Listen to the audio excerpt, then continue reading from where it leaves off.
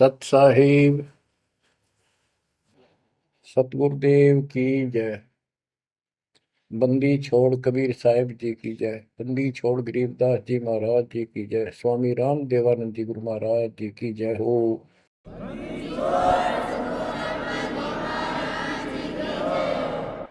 सर्व संतों की जय, सर्व भक्तों की जय, धर्मी पुरुषों की जय। श्री काशी धाम की जय, श्री सुडानी धाम की जय, श्री क्रोथा धाम की जय, श्री बरवाड़ा धाम की जय। सत साहिब ग्रीव नमो नमो सतह पुरुष को, नमस्कार गुरु के नहीं। सुर नर मुनि जन साधु संतों सर्व सुधी नहीं। सतगुरु साहिब संत सब दंडवोतम प्रणाम। आगे पीछे मध्य हुए तिन पूजा कुर्बान। जय जय सतगुरु मेरे की, जय जय सतगुरु मेरे की।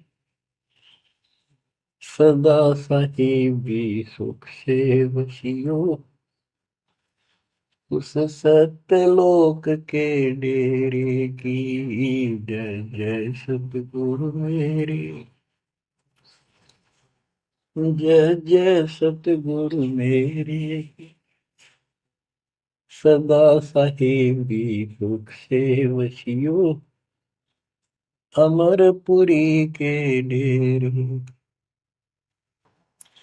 निर्विकार निर्भय तू ही, और सकल बेमान। यदि साधो और सकल बेमान, सब पर तेरी साहिब, सब पर तेरी साहिबी। तुझ पर साहिब ना, निर्विकार निर्भय। परमपिता परमात्मा कबीर जी की असीम रजा से, मेरे गुरुदेव जी के आशीर्वाद से आज विश्व के मानव को अपने निज घर का ज्ञान हुआ। सब सदग्रंथों का सार परमात्मा के द्वारा बताया अध्यात्म ज्ञान प्राप्त हुआ। ये जन्म और मरण प्रत्येक देशों की योनियों में, शरीरों में कष्ट क्यों, दुर्गति क्यों हो रही है, इसका ज्ञान हुआ। और आपको ये भी ज्ञान हुआ हमारा भगवान कौन है। आपको ये भी जानकारी हुई कि यहाँ से छुटकारा होगा कैसे। ये सब ज्ञान सतगुरु से होता है। तो दास जब भी मालिक को याद करता है, अपने गुरु जी के एक एक वचन जो मुख्य तौर पर सुनाए गए थे, तुरंत आत्मा में लगते हैं जाके, और उनकी विशेष याद बनती है। और कबीर जी की ये बातें याद आती है। अमरवाणी कबीर सतगुरु के उपदेश का लाया एक विचार। जय सतगुरु मिलते नहीं, जाते नरक द्वार। नरक द्वार में दूत सब करते खिंचातान। उनसे कबू नहीं छूटता, फिर फिरता चारों खानी। कबीर चार खनी में भरमता, कबहू न लगता पार। सौ फेरा सब मिट गया, मेरे सतगुरु के उपकार। जय जय सतगुरु मेरे की, जय जय सतगुरु मेरे, सदा साहिबी सुख से बचियो उस अमरपुरी के। गुरुदेव की जब ये उपकार याद आता है, उसके प्रति अनायास ही अपने आप उसकी जय जयकार करने को आत्मा पुकार उठती है। बच्चों, ये जो ज्ञान दास सुना रहा है, सब सदग्रंथों शास्त्रों से प्रमाणित है और खुद परमात्मा स्वयं परमेश्वर बना करके ये हमें ज्ञान बताया और फिर अपने बच्चों को ऊपर लेके गए, फिर नीचे छोड़ा। उन्होंने दिल खोल कर सच्चाई बताई, अपने समर्थ की जानकारी दी, उस घर का सुख और यहाँ के नरक का कष्ट याद दिलाया जो सत्य है। आज कोई सुखी नहीं, कोई सुखी नहीं धरती पर। इस बात को आप आसानी से समझ लेना। कबीर साहब कहते झूठे सुख को सुख है, मान रहा मन बोल। एक छोटा सा गुजारा हो गया, अफसर बढ़ गया, नौकरी लग गई, कार होगी, कोठी होगी, माचा माचा करे। कल को मृत्यु के बाद वही कुत्ता बनकर उस कोठी के बाहर बैठेगा, कोई टूक नहीं डालेगा। ये कष्ट याद रखो जब ये भक्ति बनेगी। वैसे भक्ति हो ही नहीं सकती, क्योंकि मनुष्य जीवन के अंदर इतनी राहत मालिक देता है, उसको वो सुविधा खूब मिलती है। जैसे बच्चे स्कूल जाते हैं, पढ़ाई करते हैं, तो माता पिता उनको पूरी सुविधा देते हैं, अपनी स्थिति से बढ़कर, अपनी औकात से भी ज्यादा उन बच्चों पर खर्च करते हैं। और वो बच्चे पढ़ाई ना करके उन पैसों का दुरुपयोग करते हैं, उस समय का दुरुपयोग करते हैं कि तो बकवाद करें, फिल्म देखें या खेल में बढ़े रहे। तो अंत में वो फेल होकर के मजदूर लगते हैं। दास हरियाणा की इरिगेशन डिपार्टमेंट के अंदर सिंचाई विभाग में, यानी जूनियर इंजीनियर की पोस्ट पे था। तो वहां काम चल रहा था, हम खड़े थे, मजदूर भी थे। हमारा माइनर इरिगेशन का काम था। एक रोड का निर्माण हो रहा था वहीं पर। रोड के निर्माण पर मजदूर वहीं थे। हमारा भी काम उनके पुल बनाकर पार करना था, उस सड़क को निकाल के। वहीं खड़े थे, उनका एक्शन आया और फिर वो चला गया अपना देख दाख के। उस एक्शन के जाने के बाद एक मजदूर कहता है, ये मेरा क्लास फेलो था, मेरा सहपाठी था, मैं बकवादों बड़ा रहा, पढ़ा नहीं, खेलने जाता, बीच में स्कूल छोड़कर बाहर भाग जाते और मैं फेल हो गया, ये पास हो गया। देखा जिसकी किसी मौज है, गाड़ी में चलता है, बढ़िया कोठी बना ली है, और मेरे बच्चे वही रेत में पड़े हैं। यूं कह के उसकी आंखों में पानी आ गया। कबीर साहब कहते आज 6 दिन पाछे गए, गुरु से किया ना हित, अब पछतावा के करे, चिड़िया चुगी खेत। इसी प्रकार बच्चों, आज आप इस परमात्मा के कॉलेज में, स्कूल में, यदि आप ठीक से नहीं पढ़ोगे, नहीं सत्संग सुनोगे, सेवा नहीं करोगे, दान नहीं करोगे, मर्यादा का पालन नहीं करोगे, फिर ऐसे रहोगे। कबीर साहब कहते हैं, हिड़की दे दे रोवेगी सुरता जब तू चल लगी अकेली। हे आत्मा, जिस परिवार को और जिस ठाठ बाट को, जिस राज को, जिस पद को देख कर आज जो भगवान याद नहीं आता, नालायक, यू तेरे साथ नहीं जाएगा। जिस दिन यम के दूध घसीट के ले जाएंगी, टक्कर मारेगी इधर उधर, डड्डा होगी बुरी तरह, तरीको भी नहीं सुनेंगे। खिड़की दे देर होगी सुरता जब तू चल लेगी अकेली, आंख खोल ले। बच्चों ये साफ बातें हैं, कति स्पष्ट है, 100% सत्य है, 200%, 1000% सत्य है, पर यह आत्मा क्यों ना मानती, यो मन ना मानने देता, तो यो मनाना पड़ेगा। अब इसका तरीका यही है, सत्संग सुनो, मनन किया करो, थोड़ी देर बैठ कर सोचा करो। यो नहीं बस सत्संग सुन रहे बस बंद हुआ फटाफट बातें, वो करूंगा कर तो सारा लो, उसके अंदर भी परमात्मा मदद करेगा, तुम्हें लाभ मिलेगा ना, कति सिर पटक लियो कोई राहत नहीं मिलेगी। अगर यूं सेठ बनते हो तो सारे बन जाते, सारे बाजे बाजे फिर पल्ला कुछ भी को नहीं।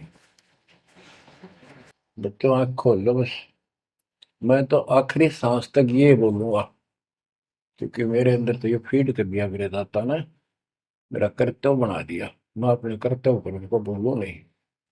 आगे आपकी किस्मत, आपके कर्म, आप कितना इसके ऊपर खरे उतरोगे, कितना इसको फॉलो करोगे। ग्रीव न्योली नाद सुभान गति, लड़े भुजंग हमेश, जड़ी जान नाम जगदीश है, विष नहीं व्यापै शेष। एक वाणी में कितना गजल का ज्ञान भर दिया। न्योल नाद सुभान गति, लड़े भुजंग हमेश, जड़ी जानो जगदीश का नाम है, नाम जगदीश है, विष नहीं व्यापै शेष। एक छोटा सा जानवर होता है, गिलहरी से थोड़ा बड़ा, न्योल नेवला, और सांप कितना बड़ा होता है, तो कितना बड़ा सांप हो, ताकतवर हो, न्योला उसको मार देता है, उसको पराजित कर देता है। कैसे करता है, उसको पता होता है, वो सर्प को उस समय छेड़ता है जब आस पास कोई वो बूटी होती है, कोई औषधि का पौधा होता है, उसमें से सुगंध श्वास के द्वारा भर के लाता अपने फेफड़ों में, और सर्प के सम्मुख होकर उसको छोड़ देता है। उस जड़ी की स्मेल से, उसकी महक से वो सर्प डगमग हो जाता, उसको चक्कर आने लग जाते हैं। उस जड़ी में इतनी ताकत है, वो सर्प को कंडम कर देती है, उसको होश नहीं रहता, तो सर्प फिर भागने की चेष्टा करता है, और नेवला उसकी मुंडी पे बैठकर उसको पकड़ कर ऐसे रगड़ देता है, बार बार छोड़ता रहता है, वो मर जाता है, श्वास छोड़ता रहता है। तो बच्चों यहाँ परमात्मा के ज्ञान को, परमात्मा की शक्ति और उस नाम की महिमा को परम पूज्य आदरणीय संत गरीबदास जी महाराज किस प्रकार डिफाइन करते हैं। गिरिवन्योल नाद सुभान गति, लड़े भुजंग हमेश, जड़ी जानो नाम जगदीश है, विष नहीं व्याप शेष। के दो ये मंत्र आपको दिए हैं, ये परमात्मा का नाम जो है, ये वो जड़ी है, नाग दमन जड़ी है ये।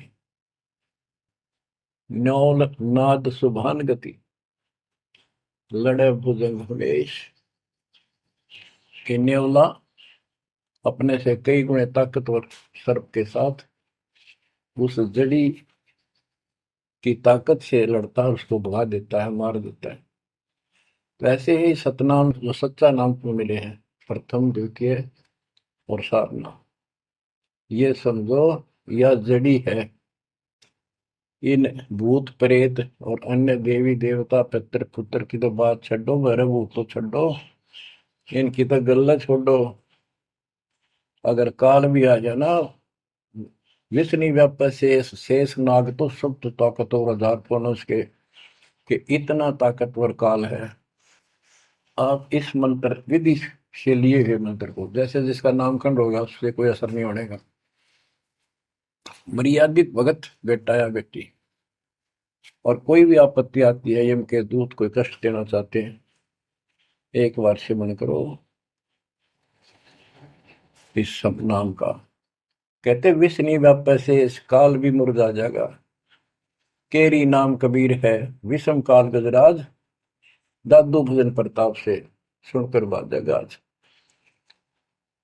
तो बच्चों, इन बातों को ध्यान से रखो, याद रखो। आप इतने सुरक्षित हो गए हो, जैसे हाथी पर बैठा दिया जाए तो कुत्ता उसको कोई हानि नहीं कर सकता। तो स्वान हाथी के असवार को स्वान काल नहीं खाए। हाथी पर बैठे आप हो, आप इतने परमात्मा की शरण में आ गए थे, इतने सुरक्षित हो गए, उसकी रेंज से, पहुंच से इतनी दूर हो गए काल से, जैसे कुत्ता हाथी पर बैठे व्यक्ति को कोई हानि नहीं कर सकता। उसके लिए आपने तन मन शीस ईस अपने पे, तन मन शीस ईस अपने पे, पलम चोट चढ़ावे जब कोई, राम भगत गति पावे हो, जब कोई राम भगत गति पावे हो जी। लोक लाज मर्याद जगत की, तन ज्यों तोड़ बगावे, अष्ट सिद्धि की अटक न माने, आगे कदम बढ़ावे, जब कोई राम भगत गति पावे तो जी, जब कोई राम भगत गति पावे तो। बच्चों, ये सारे फार्मूले लाने पड़ेंगे जब यह प्रॉब्लम सोल्व होगी, जन्म और मरण की। आप क्या बताते हैं? गरीब हंस गवन करते नहीं, मान सरोवर छाड़, कौवे उड़ उड़ जाते हैं, खाते मांसाहार। गिरव मान सरोवर मुक्ति फल, मुक्ता हल के ढेर, कौआ आसन ना बंधे, भूमि दीन सुमेर। गरीब कौआ रूपी भेख है, ना प्रतीत यकीन, 68 का फल मेट कर बहे दीन बेदीन। गरीब हंस दशा तो साध है, सरोवर है सत्संग, मुक्ता हलवाणी चुगे, चढ़त नवेला रंग। और देख कितनी अच्छी व्याख्या की है संत गरीबदास जी ने, कमाल कर दिया। गरीब अंश गवन करते नहीं, मान सरोवर छाड़, कौवे उड़ उड़ जाते हैं, खाते मांसाहार। फिर बताया है, गरीब हंस दशा तो साधु है, सरोवर है सत्संग, मुक्ता हलवाणी चुगे, चढ़त नवेला रंग। कि जैसे हंस गमन करते नहीं, मान सरोवर छोड़।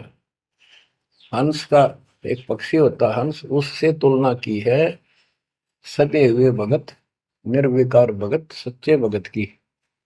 कि जैसे हंस एक पक्षी होता है, सरोवर के ऊपर, तालाब के ऊपर होता है, जिसमें मोती होते हैं, और वहीं पर बुगला होता है, उसी जैसी शकल से शकल होती है, उनकी पहचान नहीं कर सकते।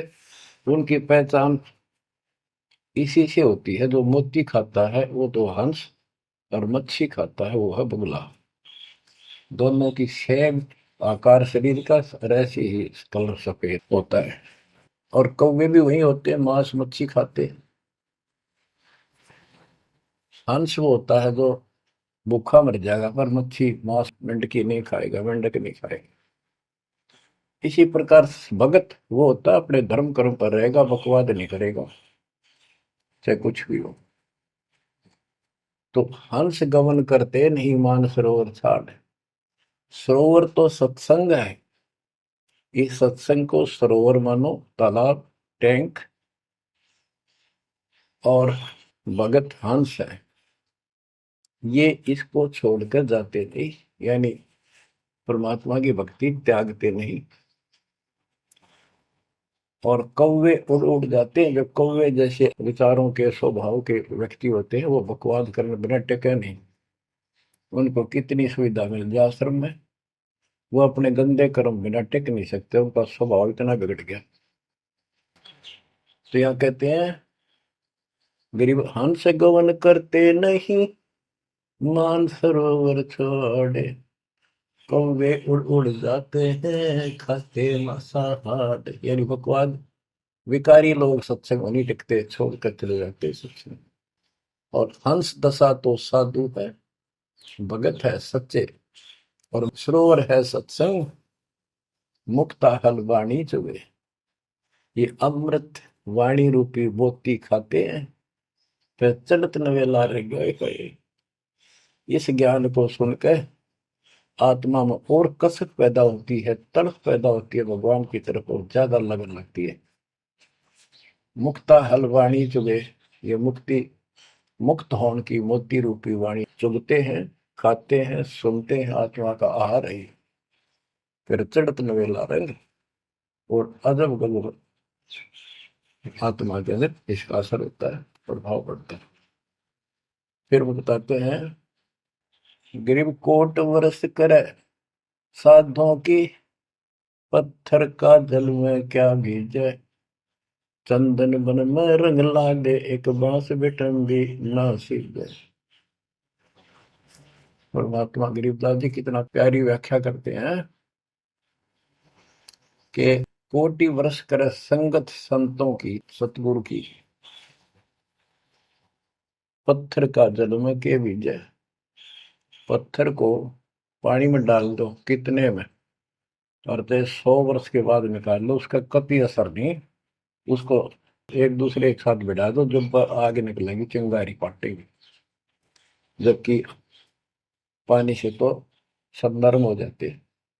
इसी प्रकार बताया है कि जो निकम्मी आत्मा है, पत्थर हो चुके हैं काल के बकवाद कर करके, वो सत्संग में कितने दिन रहो, उनका कभी असर नहीं हो, उन बकवाद करनी ही करनी।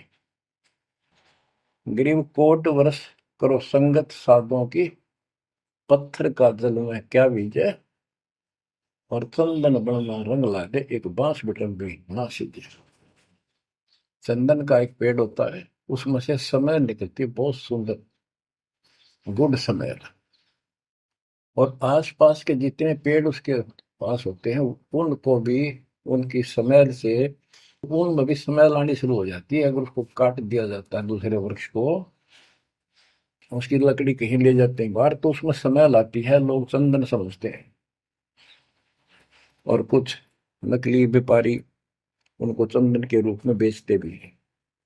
कहने का भाव ये है कि सतगुरु के पास रहने से, सत्संग सुनने से अच्छी आत्माओं का तो असर पक्का होगा।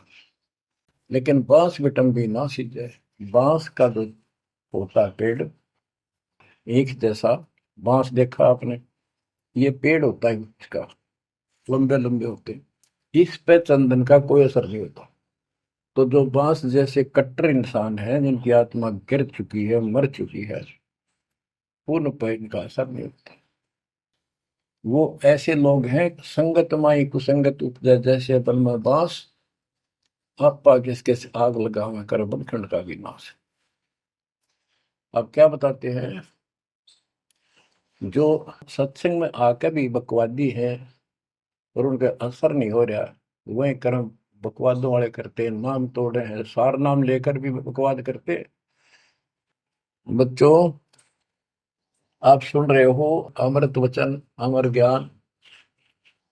अब जैसे कई भक्त हैं, दिखे ऐसे हैं जैसे बहुत बड़े भगत है, बहुत निकट रहते हैं हमारे, और अंत में उनके कर्म इसे गद्दे पावे, हम सोच भी नहीं सकते। तो ये गलतियां हैं, इनको सुधारना पड़ेगा अपने। भाई और बात तेरे काम न आवे, संतों शरण लाग रे, मुके सोवग पलत में बंदे, जाग जाग नर जाग रे, जाग जाग नर जाग, उठ सुबेरे हुक्कावर लिया, के जाग्या नर भाग रे, शुक्रम किया ना करी रे बंदगी, फुटे तेरे भाग रे, वो फुटे तेरे भाग रे। इस तन सराय में जीव मुसाफिर, करता रहे दिमाग रे, रात बसेरा कर ले डेरा, चले सवेरा त्याग रे, चले सवेरा त्याग रे।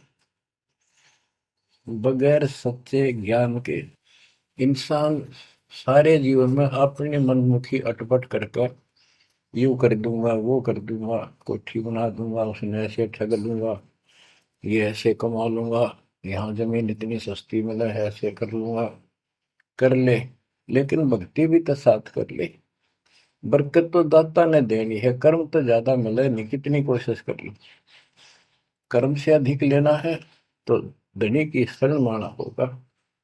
इस परमात्मा कबीर जी के हाथ में वो कलम है जो पाप कर्म को काट के शुभ कर्म लिख देता है। आपके भाग बना है उसको भी लिख देता है, आपके संस्कार ठीक कर देता है।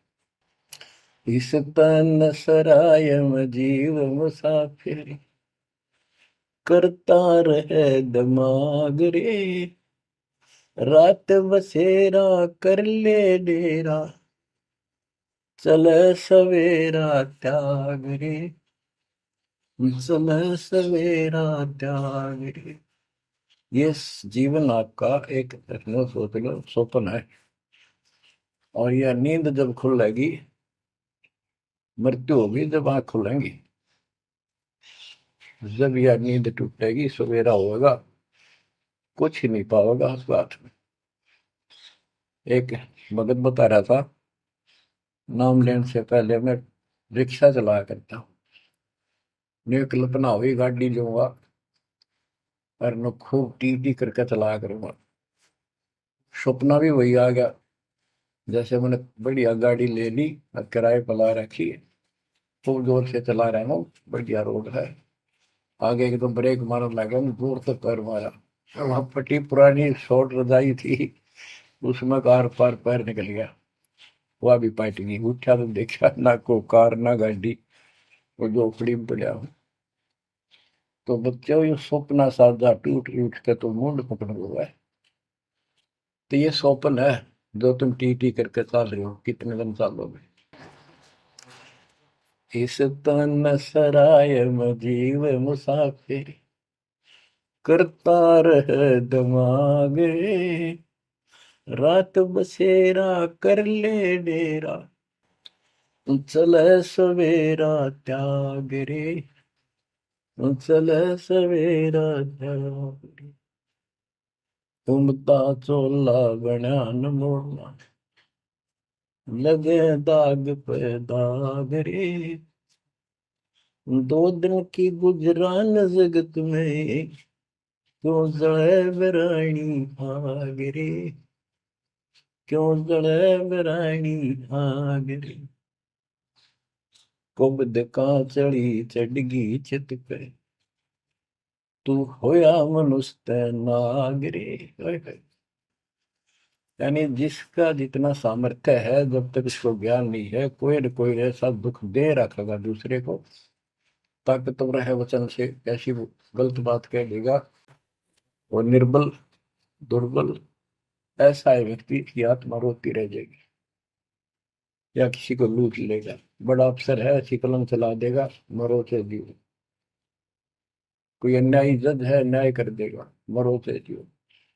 तो यह कहते हैं, कुबद का चढ़ी चढ़गी चित पे, तू खोया मनुष्य नाग रे। हाय हाय। आदमी से नाग बढ़ गया, नाग है, जैसे दुर्वासा ने श्राप दे दिया है, 56 करोड़ यादव मर गए।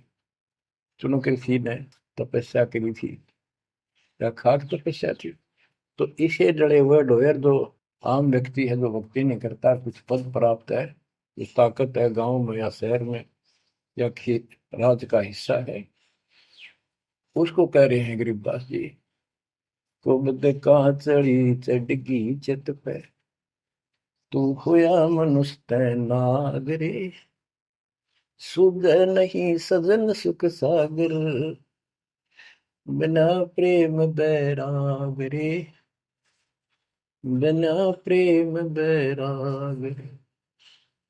हर्षो मरै सो हंस कहावे, कामी क्रोधी कागरे, बहुरा न भरम इस विष के वन में, चल बेगमपुर बागरे, चल बेगमपुर बागरे।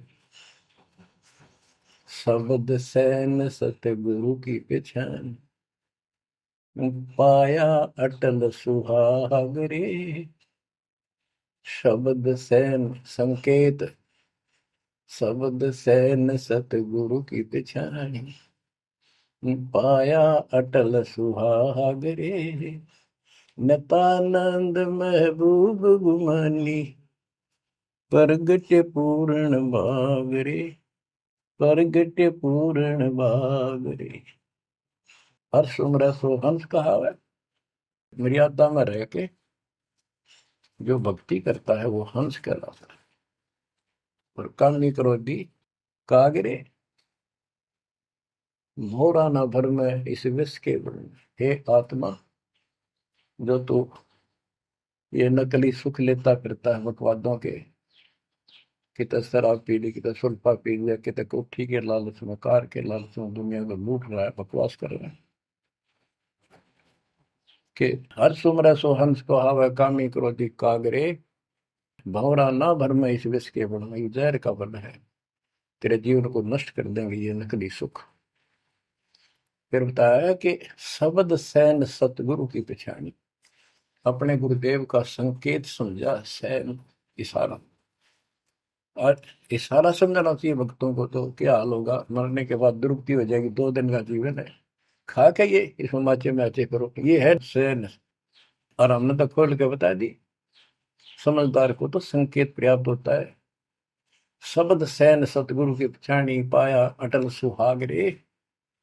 ये है तो कबीर साहब का शब्द, फिर भी चलो जैसा भी है।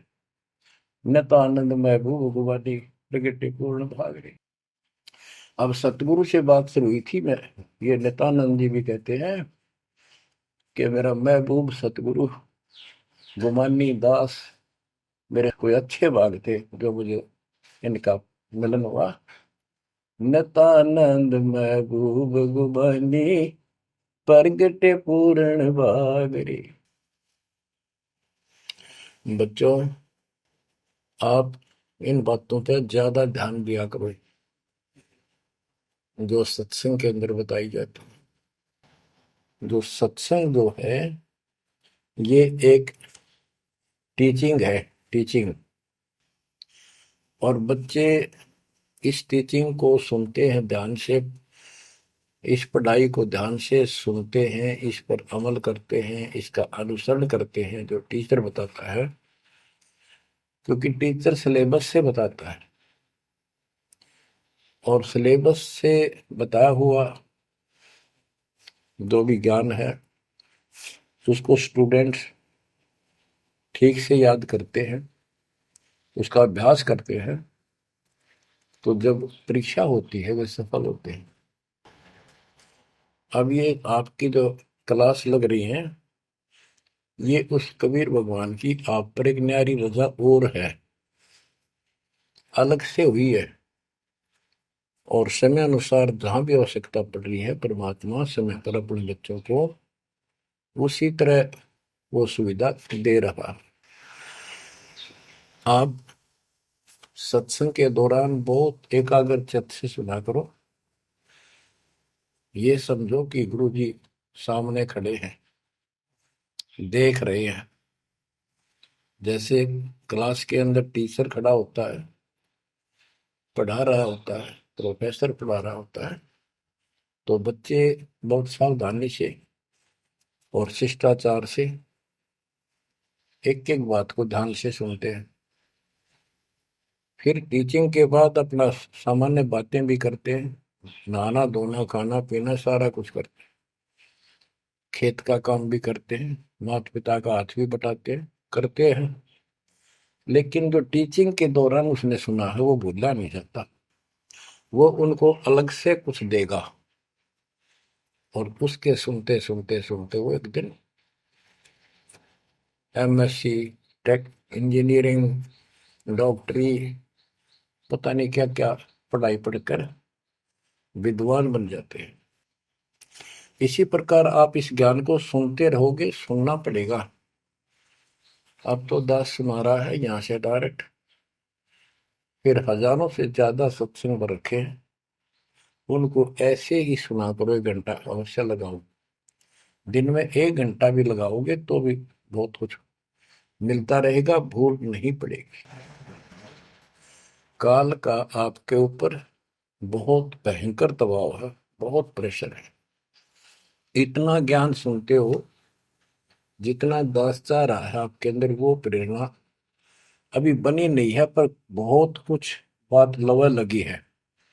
निकट हो और सुनते रहो।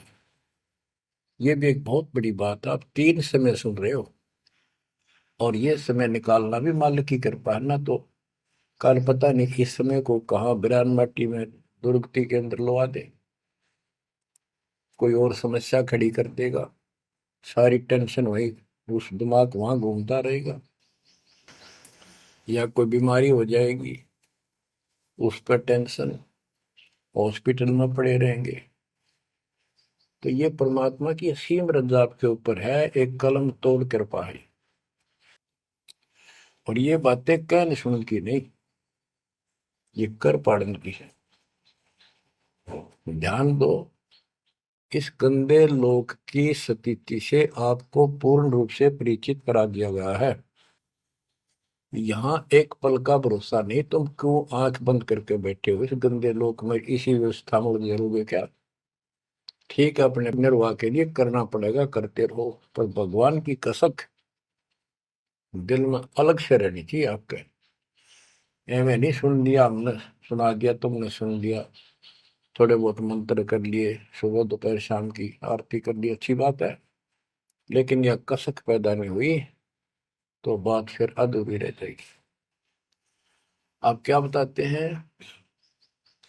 गरीब दरस परस नहीं अंतरा, रूमी वस्त्र बीच, पारस लोहा एक डग, पलटे नहीं अभीच।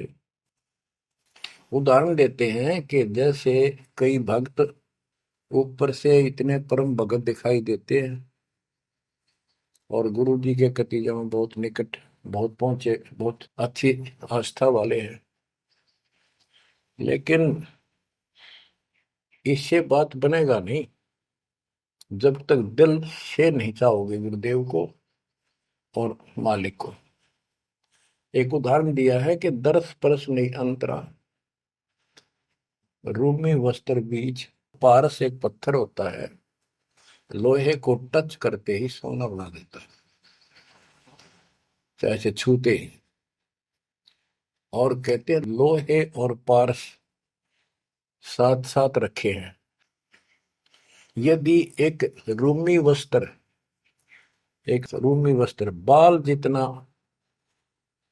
पतला कपड़ा, यदि इतना भी बीच में गैप रह गया पारस पत्थर और लोहे के, कितने दिन रखे रहो, उसमें कोई चेंज नहीं होगा, कोई परिवर्तन नहीं होगा। इसी प्रकार अपने गुरु और भगवान के प्रति जब तक आपकी आस्था कति दिल से नहीं जुड़ेगी, बिल्कुल दिल से, वो कसक आपको अपने आप महसूस होगी कि इस संसार में आपका कोई नहीं है। जितना भी परिवार रिश्तेदारी है, ये हमारे संस्कार पूर्व जन्म के लेन देन, ये ऋण उलझा पड़ा है। इस ऋण को भी अब दाता आसानी से सुलझाएगा, आपको पता भी नहीं लगने देगा, आपके संस्कार चेंज करेगा। आपके संस्कार बदल देगा। करेगा उसके तो दिल से जुड़ जाएगा। तन मन धन, मन कर्म वचन से मालिक पे समर्पित हो जाएगा। आपको प्रमाण देता हूं, जैसे बेटा है बेटी है, ये हमारे कुछ पिछले संस्कार कोई ऋण है। जैसे आजकल बेटी का विवाह करना पड़ता है, कितना खर्च होता है। आपको बताता हूँ, एक व्यक्ति कह रहा था, मैं बोला मेरा 3 कन्या होगी और हमारे यहाँ तो बहुत खर्च करते हैं, ब्याह पता खर्च करें करें 10-20 लाख तो कम से कम है। और फिर लड़की के बालक हुए तो अपने घर बुलाते हैं, माँ के घर, और उसके ऊपर फिर कम से कम 10 लाख रुपए यो खर्चा और होता है। यो एक ब्याह और होता है हमारे यहाँ। ये ऐसी परंपराएं हमने आप सिर पर रखी है। और भी दूसरे समाजों में देख लो, बहुत खर्चे होते हैं।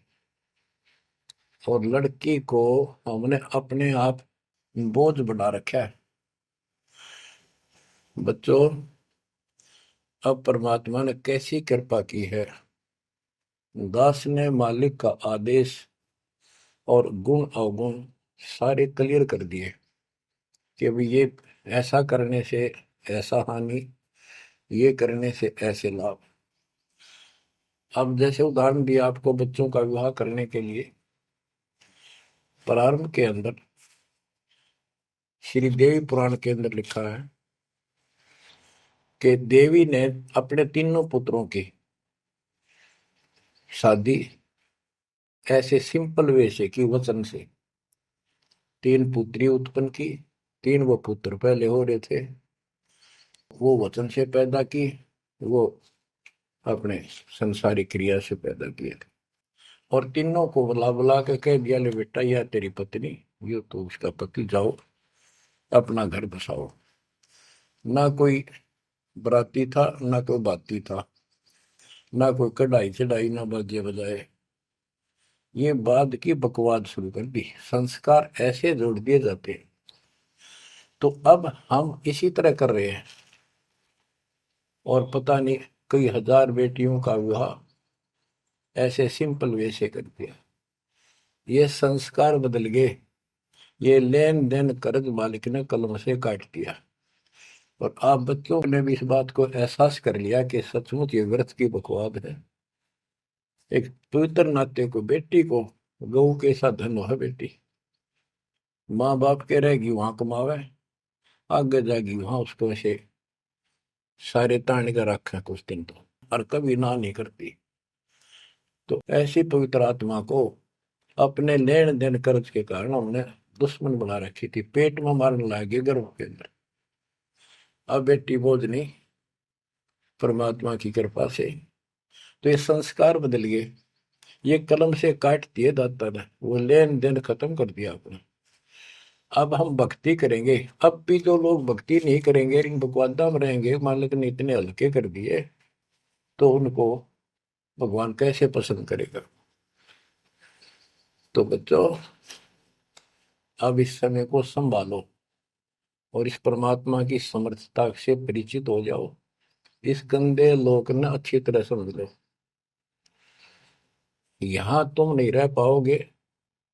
और एक अंदर कसक बनाए रखो नारी कि ठीक है, जब तक यहाँ है खूब परिवार में रल मिलकर रहो, और सब ना अपने मालिक की बातों में ओ जाकर रखो, और गप्पे कम मारो। और गप्पे मारने की बकवाद पे मतलब की है, अपना जब टाइम लगा मालिक की चर्चा शुरू करते। कोई कथा देख ले, कोई वैसे भाई बहन की चर्चा करो, देखो उनका इतना दुख था, मालिक की दया से इतना सुख होगा। इससे ये मन का लगाम डली रहेगी। यदि तुम सत्संग सुनने के बाद फिर बाद में वही अपने गृहस्थी वेद की बातें करती हो, फोन पर बैठ कर करते रहते हो, फलाने से मर ले, दकड़े से कर ले, तो इनसे मालिक राजी नहीं होगा। आपको कष्ट शुरू हो जाएगा। गरीब स्वर्णादन देह दिल, तन मन नहीं मुकाम, कौन महल हंसा गए, कहाँ लिया विश्राम। गरीब चार मुक्ति बैकुंठ बट, सपतपुरी सैलान। आगे धाम कबीर का, हंस न पावे जान। अब क्या बताते हैं कि ये जैसे चार मुक्ति, बैकुंठ, शपथपुरी, ब्रह्मलोक, काल का 21 ब्रह्मांड का क्षेत्र लोक, अक्षर पुरुष का सातसंग ब्रह्मांड का लोक, इन सब से परे कबीर भगवान का स्थान है। गिरिव चार मुक्ति बैकुंठ बट, सप्तपुरी शैलान। आगे धाम कबीर का, हंस ना पावे जान। के वहां सामान्य साधना से या काल तक की भक्ति से वहां नहीं पहुंचा जा सकता। उसके लिए क्या बताते हैं, इस परम पिता परमात्मा की शरण माना होगा, कबीर साहब की शरण। ग्रीव काया काशी मन मगहर, दोहों के मद कबीर। काशी तज मगहर गया, पाया नहीं शरीर। ग्रीव काया काशी मन मगर, अर्श कुर्स बीच मुकाम। जहां दुलहदी घर किया, आदि अंत विश्राम। बच्चों, परमात्मा कहते हैं कि वो दुल्हा सतलोक में निवास करता है, और वहां जाने के लिए आपको पूर्ण गुरु की आवश्यकता पड़ती है, और अपने मन का दोष दूर करना होगा। जैसे नाम भी ले लिया और खूब सेवा भी करते हो, भक्ति भी करते हो, अच्छी बात है, और मन में वही उठा पटक और दोष द्वेष लालच लोभ भरया है, तो के भक्ति करी। एक समय की बात है, गोपी चंद तथा भर्तरी, ये दोनों राजा थे, और राजाओं के पास कोई कमी नहीं होती धन की, सारा सुख होता है, पैसे हीरे मोती लाल। परमात्मा पाने के लिए उस सारे सुख को छोड़कर और गोरखनाथ जी के शिष्य बन गए।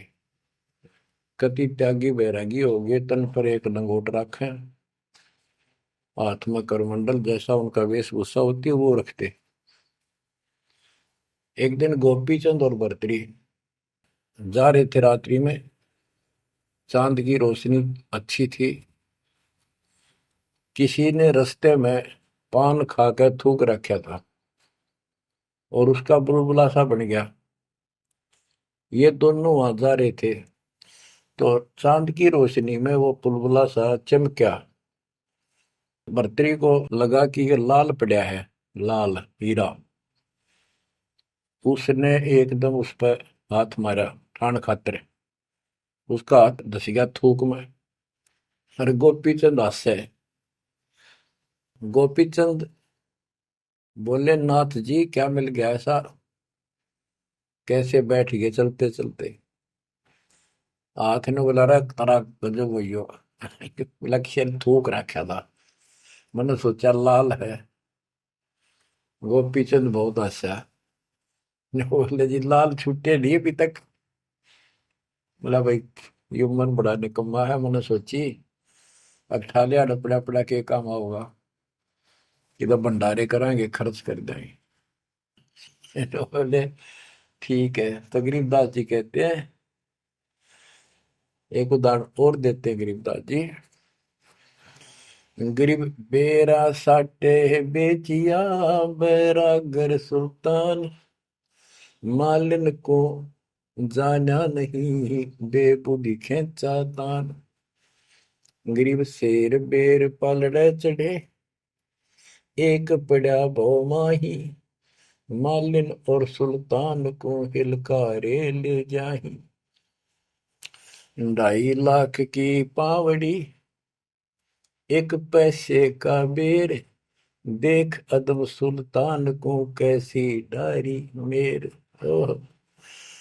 कहते 2.5 लाख के जूती थी, जिसमें लाल और हीरे पन्ने जुड़े हुए थे, और 1 पैसे का बेर, यानी मालन ने कहा कि बेर जो है 2.5 आने का शेर दूंगी, 2 आने के शेर। भूख लाग रही थी सुल्तान को, जब घर छोड़ कर चला और सब त्याग दिए थे, कंबल लपेट रखी थी साल सा शरीर पर, और जूती पहन रहा था वो कीमती। भूखा मरे था तो उसने कहा मैंने बेर दे दे, या दोनों जूती रख लेते, ये 2.5 लाख कीमत है इसकी। वो 2 आने के बेर एक शेर तुलवा लिया और जूती धर दी। तोलते समय एक बेर पालड़े से नीचे गिर गया तराजू से। सुल्तान ने ठाया फटदेश, और मालन ने उसके ऊपर हाथ रख लिया कि मेरा है। सुल्तान का मेरा। परमात्मा कहते हैं यू देखा अदम सुल्तान ने कैसे छोड़ी मेरे, यानी के लालच छोड़ा। अरे लालच तो नौका नो दिन बैठा तू तो अंदर मन में, वो बकवाद बता। ये नहीं विचार किया 2.5 लाख की पावड़ी जुत्ती डाल दी एक पीछे के बेर के ऊपर, क्यों बकवाद कर रहे हैं। तो ये सारी दोष अपन निकालना पड़ेगा, इतनी ऊंचा उठाना पड़ेगा अपनी बुद्धि को। संसारिक लोगों की तो वृत्ति ऐसी होती है, पर सब कुछ त्याग के तो परमात्मा कहते हैं उसका एक लगा थप्पड़ असली रूप में आगे। बोला भले आदमी के राज त्याग गया तने, तो राज अंदर ही लिए फिर रहा है। अपनी भूल का एहसास हुआ, महाराज बहुत नीच सही मन, देख कितनी बकवाद भरी है, बहुत बड़ी गलती होगी, दया करो। तो बच्चों इस प्रकार आपने भी थोड़ा सा ऊंचा उठना पड़ेगा। परमात्मा के लिए छोटी मोटी बातों पर अड़ंगा नहीं अड़ाना चाहिए। संसारी लोगों की रीति किसी हो, पर अपनी धर्म नीति को आगे रखे, उसके कारण आप ऊपर उठ जाओगे। गरीब 9 लाख नानक नाद में 10 लाख गोरख तीरे, लाख दत्त संगी सदा चरणों चरत कबीर। गरीब 9 लाख नानक नाद में 10 लाख गोरख पास, अनंत संत पद में मेले कोटि तेरे रविदास। गरीब रामानंद से लक्ष्य गुरु त्यारे शिष के भाई, चेलों की गिनती नहीं पद में रहे समाये। गरीब खोजी खालक को मेले ज्ञानी के उपदेश, सतगुरु पीर कबीर हैं सबका हो उपदेश। गरीब दुर्वासा और गरुड़ से कीना ज्ञान समोद, अरब रामायण मुख कही वाल्मीकि को शोध। परमात्मा जो भी भक्ति पर लगे हुए हैं उन अपने बच्चों को सबको मिलता है। दुर्वासा से मिले, गरुड़ से मिले, काकभूषण से मिले, शिव जी से मिले, विष्णु जी से मिले, ब्रह्मा जी से मिले, सबको मिलते हैं। देवी जी से मिले, ये नहीं छोड़ते किसी को। हमारी बुद्धि काल में कति घुमा रखी है, ये बात हमारा समझ में आइए को नहीं। अब क्या बताते हैं कि वाल्मीकि के रूप में पांडवों की अश्वमेध यज्ञ में परमात्मा ने कैसा कमाल किया। ग्रीव फिर पांडवों की यज्ञ में शंख पचायन ढेर, 12 कोटि पंडित जहां पड़ी सबन की मेर। ग्रीव फिर पांडवों की यज्ञ में शंख पचायन ढेर, 12 कोटि पंडित जहां पड़ी सबन की मेर।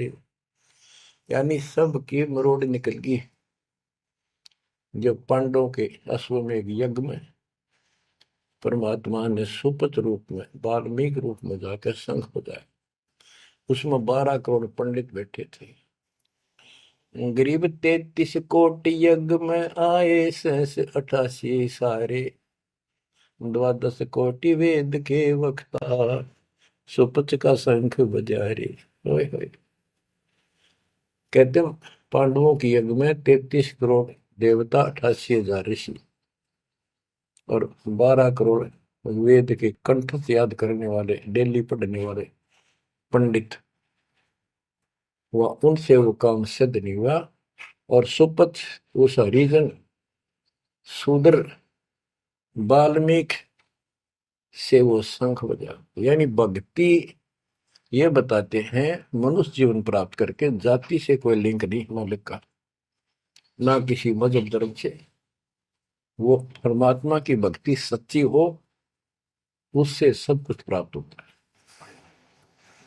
ग्रीब फिर पंडों की यज्ञ में शंख पंचायन टेर, द्वादश कोटि पंडित जहां पड़ी सबन की मेर।